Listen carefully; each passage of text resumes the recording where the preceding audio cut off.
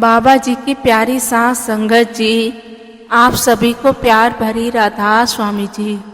साथ संगत जी, आज की साखी बहुत ही प्रेरणादायक है। ये साखी डॉक्टर ईश्वर सिंह जी की है, जिनका सतगुरु से अनोखा प्रेम था। संगत जी, बेनती है जी, साखी अंत तक सुने और पसंद आए तो आप जी चैनल को सब्सक्राइब करना ना भूले जी। साथ संगत जी, हुजूर बड़े महाराज जी के समय की ये घटना है जी। डॉक्टर ईश्वर सिंह डेरे में सेवा किया करते थे। वे जानवरों के डॉक्टर थे और कपूरथला में रहा करते थे। उनके अंदर परमात्मा को मिलने की बहुत ही चाह थी, इसलिए डॉक्टर साहब सत्संगी बनना और बाबा जी से नाम लेना चाहते थे। लेकिन उनको लोगों ने बहुत डराया कि तुम नामदान मत लेना, तुम्हें नाम लेकर क्या करना, सब कुछ तो है तुम्हारे पास, और तुम डेरे मत जाना, क्योंकि सुना है वहाँ का जो गुरु है उसके पास जादू टोना करने की ताकत है और वे सभी पर जादू टोना कर देते हैं और इस तरह इंसान उसके वश में होकर किसी काम का नहीं रहता।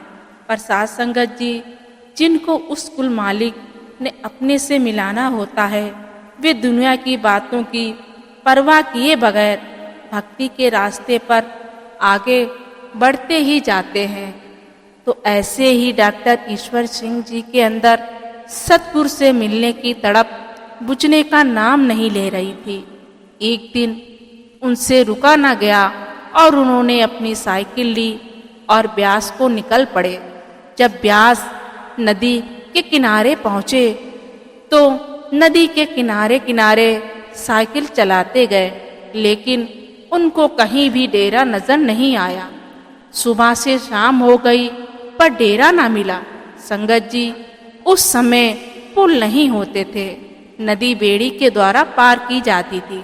जब रात हो गई तो उनको एक बेड़ी या नाव वाला नजर आया। उन्होंने बेड़ी वाले से पूछा कि भाई, यहाँ पर एक डेरा है, वे कहाँ है? उस बेड़ी वाले ने कहा, अरे बाबूजी, डेरा तो नदी के दूसरी तरफ है। डॉक्टर साहब ने कहा, क्या आप मुझे नदी के दूसरी तरफ छोड़ देंगे? मुझे आज सतगुरु से मिलकर ही जाना है और उनके दर्शन किए बगैर मैं घर वापस नहीं जाऊंगा। इस पर बेड़ी वाले ने कहा कि बाबूजी, रात हो गई है, यहाँ रात को जंगली जानवर घूमते रहते हैं, आप क्यों खतरा मोल लेते हो? संगत जी, उस समय डेरे के आसपास बहुत उजाड़ और घना जंगल होता था। उस समय डेरा भी बहुत छोटा हुआ करता था और संगत भी बहुत कम हुआ करती थी। तभी डॉक्टर ईश्वर सिंह जी ने उस बेड़ी वाले से कहा, तुम मुझे नदी के दूसरे किनारे पर उतार दो और तुम्हारी जिम्मेवारी खत्म। उसके आगे मैं जानूं या मेरा गुरु जाने। सतगुरु जी, अब जिनके अंदर अपने सतगुरु के लिए इतना प्रेम और अटूट विश्वास हो तो उनको क्या हो सकता है। बेड़ी वाले ने उनको नदी की दूसरी तरफ उतार दिया और चलते चलते जब भी डेरे पहुँचे तो रात के 2 बज चुके थे और जब वे डेरे के अंदर पहुँचे तो जब बीबी रुक्को ने उन्हें देखा और पूछा, भाई, क्या करने इतनी रात में आए हो? बीबी की बात सुनकर उन्होंने कहा, मैं हुजूर जी से मिलने आया हूँ और उनके दर्शन करना चाहता हूँ। बीबी रुक्को का स्वभाव बहुत कड़क था। उन्होंने गरज कर कहा, टाइम नहीं देखता कि क्या हुआ है, अभी हुजूर आराम कर रहे हैं, सुबह मिल लेना। बीबी रुक्को ने जब डॉक्टर से ऐसा बोला तो डॉक्टर ने सोचा कि जब गुरु के सेवक की जुबान में मिठास नहीं है, जो कि 24 घंटे गुरु के पास रहकर सेवा करते हैं, जब उनको कुछ हासिल नहीं हुआ तो मुझे क्या होगा? यानी गुरु के सेवक ही ऐसे हैं जिनको बोलने तक का तरीका नहीं, तो वे गुरु कैसा होगा? और फिर उन्होंने अपनी साइकिल उठाई और वापस अपने घर चले गए। लेकिन अगले ही दिन कुछ सत्संगी भाइयों ने उनसे पूछा कि सुना है तुम सतगुरु के दर्शन करने के लिए गए थे। तो डॉक्टर सिंह ने कहा, हाँ भाई, दर्शन तो क्या करने थे, वहाँ तो एक बीबी ने मुझे इतना भला बुरा बोला कि मेरा मन ही नहीं किया कि मैं गुरु से मिलूं। और सोचा, जिस गुरु के सेवादार ऐसे हैं जिनकी इतनी कड़वी जबान है, तो गुरु से मिलकर क्या करना। संगत जी, तो वे सत्संगी हंसने लगे और कहने लगे, तुम गुरु से मिलने गए थे या सेवादार बीवी से? पर भाई, इतना तो सोच लेते, इतनी दूर जाकर गुरु के दर्शन नहीं किए, क्या पता ये गुरु ने तुम्हारा इम्तिहान लिया हो और तुम उसमें फेल होकर वापस घर आ गए। संगत जी, अब डॉक्टर साहब रोए जाएं और सोचें कि बात तो सही है, मिलने तो गुरु से ही गया था पर बिना मिले ही आ गया। अब उसने फिर डेरे जाने का फैसला किया। उन दिनों डॉक्टर सिंह के पास एक आदमी ब्याज से अपने घोड़े का इलाज करवाने आया करता था। एक दिन जब वे व्यक्ति आया तो डॉक्टर सिंह ने उस व्यक्ति से कहा, भाई तुम मेरे साथ डेरे चलोगे, गुरु के दर्शन करने हैं। जब उस व्यक्ति ने सुना तो वे व्यक्ति कहने लगा, मैं वहाँ नहीं जाऊँगा। सुना है वह एक जादूगर है जो इंसानों पर जादू टोना करके अपने वश में कर लेते हैं। पहले भी 2 आदमी गए थे जो वापस लौट कर ही नहीं आए और वे व्यक्ति जाने से इनकार कर देता है। इसी तरह कुछ दिन बीत गए। एक दिन एक अमीर आदमी मिला जिसे उन्होंने किसी न किसी तरह उसे डेरे जाने के लिए राजी कर लिया और दोनों डेरे के लिए चल पड़े। जब डेरे पहुँचे तो हुजूर बड़े महाराज जी सत्संग फरमा रहे थे और संगत बैठी सत्संग सुन रही थी। जब हुजूर बड़े महाराज जी ने उन दोनों को देखा तो बाबा जी ने डॉक्टर ईश्वर सिंह की ओर इशारा किया, पर उस समय डॉक्टर सिंह को लगा कि बाबा जी शायद उनके साथी को इशारा कर रहे हैं, क्योंकि वह आदमी उस समय का माना हुआ अमीर था। पर उस आदमी ने कहा, मुझे नहीं, तुम्हें बुला रहे हैं। फिर डॉक्टर सिंह उठकर आगे चले गए। बाबा जी ने उन्हें अपने पास बिठा लिया। उस समय बाबा जी तो खुद ही पढ़ते और उसका अर्थ खुद ही समझाते थे। संगत जी, जब सत्संग खत्म हुआ तो डॉक्टर साहब को लगा कि सारी करामात इस किताब में है जो हुजूर के पास है, और उसने बाबा जी से कहा कि हुजूर, ये किताब आप मुझे 1 हफ्ते के लिए दे दो, बाद में मैं वापस कर दूंगा। बाबा जी बोले, भाई मैं तो संगत को तुक पढ़कर अर्थ समझाता हूँ, नहीं मैं नहीं दे सकता। संगत जी, अब तो डॉक्टर सिंह को पूरा यकीन हो गया कि वाकई में इस किताब में हो न हो कोई करामात है, इसलिए तो ये मुझे नहीं दे रहे हैं। उसने फिर बाबा जी से कहा, लेकिन बाबा जी तो सब जानते थे कि उसके मन में क्या चल रहा है। तो बाबा जी ने कहा कि मैं इसे रात में भी पढ़ता हूँ, मेरे पास एक ही किताब है, इसलिए मैं नहीं दे सकता। अब डॉक्टर सिंह को पूर्ण विश्वास हो गया कि हो ना हो इसी किताब में कोई करामात है, इसीलिए तो नहीं दे रहे। तभी उसने अपनी जेब से कुछ रुपए निकाले और बाबा जी के आगे बढ़ाकर कहने लगा कि हुजूर, ये सारे पैसे रख लो और मुझे ये किताब दे दो। लेकिन हुजूर बड़े महाराज जी ने कहा, तुम चाहे मुझे कितनी ही कीमत दे दो, लेकिन मैं ये किताब तुम्हें नहीं दे सकता। और वे निराश होकर अपने घर कपूरथला आ गया। घर वापस आकर उसे पता चला कि वे किताब 2 रुपए की है। संगत जी, बाबा जी उसे किताब इसलिए नहीं दे रहे थे क्योंकि वे सारी उम्र किताबें पढ़ता रहता, वापस डेरे नहीं आता।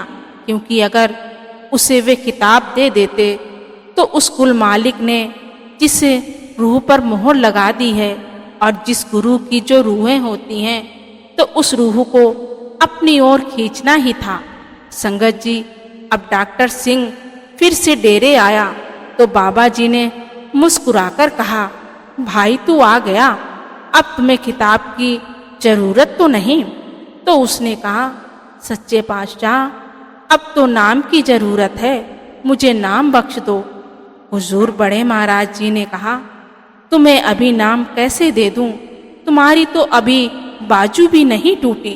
संगत जी, डॉक्टर सिंह हैरान होकर कहा, कमाल है बाबा जी, नाम लेने के लिए बाजू टूटी होना जरूरी है क्या?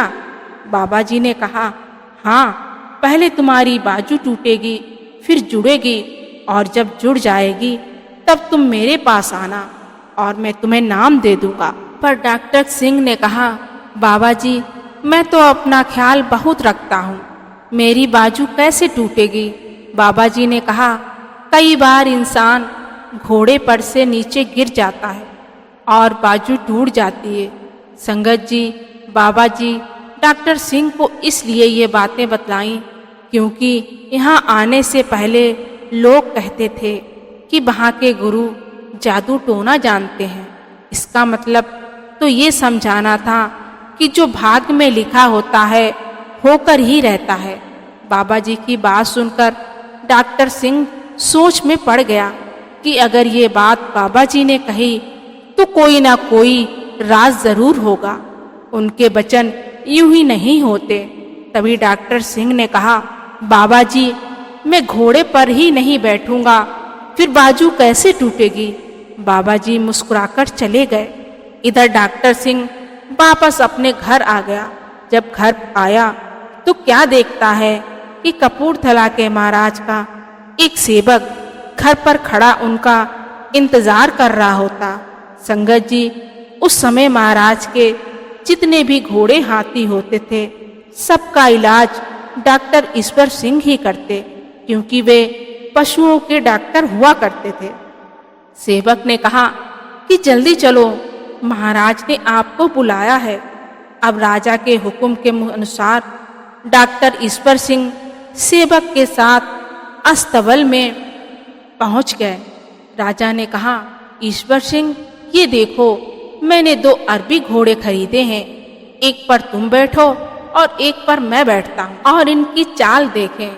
राजा की बात सुनकर डॉक्टर सिंह ने कहा, जी मैं घोड़े पर नहीं बैठ सकता। राजा ईश्वर सिंह की बात सुनकर कहा, क्यों? डॉक्टर सिंह ने कहा, जी मेरे महाराज जी ने बैठने को मना किया है। तो राजा कहने लगा, कौन महाराज? महाराज तो मैं हूँ। डॉक्टर ने कहा, जी मेरे सतगुरु ने मना किया है। तो इस पर राजा ने कहा कि खड़े खड़े पर ही बैठ जाओ और फिर उतर जाना। उसने कहा, ठीक है जी। लेकिन ईश्वर सिंह जैसे ही घोड़े पर बैठे तो वे एकदम भाग खड़ा हुआ और डॉक्टर ईश्वर सिंह नीचे जा गिरे और उनकी बाजू टूट गई। संगत जी, सतगुरु अपने सेवक के कर्म कैसे कटवाते हैं आपको आगे पता चल जाएगा। जब डॉक्टर ईश्वर सिंह की बाजू टूटी और 6 महीनों प्लास्टर लगा, जब बाजू ठीक होने लगी और प्लास्टर कट गया, लेकिन उनकी बाजू मुड़कर कान तक नहीं जाती।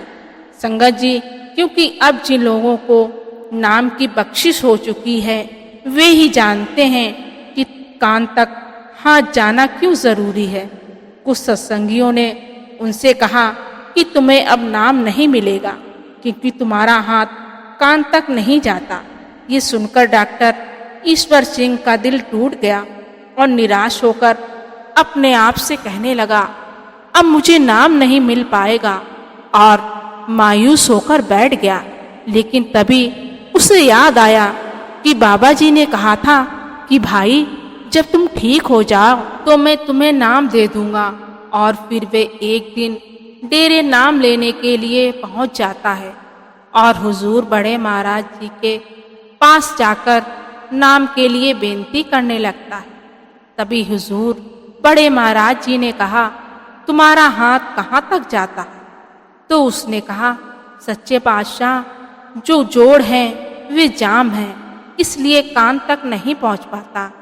तब बाबा जी ने कहा, मैं नाम नहीं दूंगा, डॉक्टर कहने लगा कि आपने तो कहा था जब तुम ठीक हो जाओगे तो मैं तुम्हें नाम दे दूंगा, पर अब आप अपनी बात से मुकर रहे हो। बाबा जी ने कहा, मैंने कहा था कि जब तुम ठीक हो जाओगे, अभी तुम पूरी तरह से कहाँ ठीक हुए। संगत जी, कुछ दिनों के बाद उसकी बाजू पूरी तरीके से ठीक हो गई और जब वे बाबा जी के पास आया तो उसे नामदान की बख्शिश हो गई।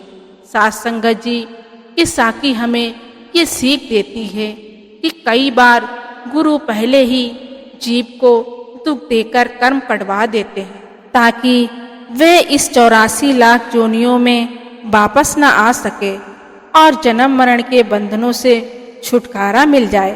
कई बार हमें ये सुनने को मिलता है कि संगत बाबा जी से बहुत प्यार करती है, पर अगर हमें ये पता चल जाए कि सतगुरु हमारे बाबा जी हमसे कितना प्यार करते हैं, तो हमारा प्यार गुरु के प्यार के आगे फीका पड़ जाएगा, क्योंकि जितना प्यार सतगुरु अपने शिष्य से करता है शायद ही कोई करता हो। संगत जी, इसलिए हमारा भी फर्ज बनता है सतगुरु से प्रेम करते हुए उनके उपदेशों को मानकर रोजाना भजन बंदगी करनी है, नाम की कमाई करनी है। साथ संगत जी, इसी के साथ मैं आपसे इजाज़त लेती हूँ। मिलते हैं अगली साखी में। जाने से पहले बेनती है जी, अगर आपने चैनल सब्सक्राइब नहीं किया तो सब्सक्राइब करना ना भूलें जी।